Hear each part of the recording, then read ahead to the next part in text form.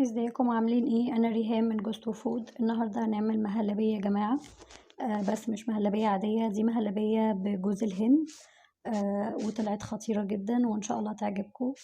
متاكده انها تعجبكم. معانا هنا الحله بتاعتنا، هنحط فيها لتر من اللبن او الحليب على حسب مسمى كل دوله، 5 معالق كبار من النشا، وكنا هنهد الدنيا واحنا بنحطها، 5 معالق كبيره من السكر، و5 معالق كبيره من جوز الهند، وهنقلب كله مع بعضه لحد ما يتجانس. انا النهارده حبيت اخدكم في البلكونه كده ونصور، وطلع التصوير حلو في البلكونه.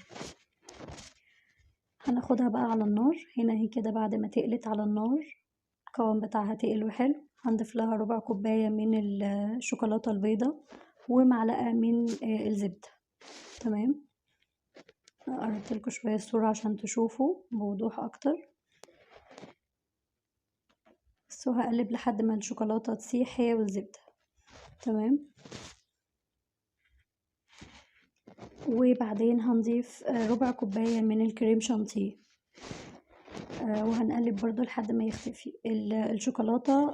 هتدي إضافة وطعم جميل جدا جدا للمهلبية. اللي عارفني عارف ان انا لما باجي اعمل الجلاش في رمضان او الكنافة، لما بعمله بالمهلبية بحط فيها شوكولاتة بيضة وبحط فيها الزبدة. صراحة بتنقل الطعم من ناحية تانية خالص. وده شكلها كده بعد ما قدمناها ورشينا عليها جوز هند وسوداني. الكور دي انا عاملاها كور زي الرافاييلو كده من جوز الهند، معمولة بجوز الهند والحليب المكثف، وحشتها من جوه بالسوداني كده، وبرده طعمها خطير يا جماعة. ان شاء الله انا متأكدة اني فتحت نفسكم وهتقوموا تجربوها وتعملوها دلوقتي. هستنى تطبيقاتكم وتعليقاتكم. اللي ما يعرفنيش، انا ريهام من جوستو فود.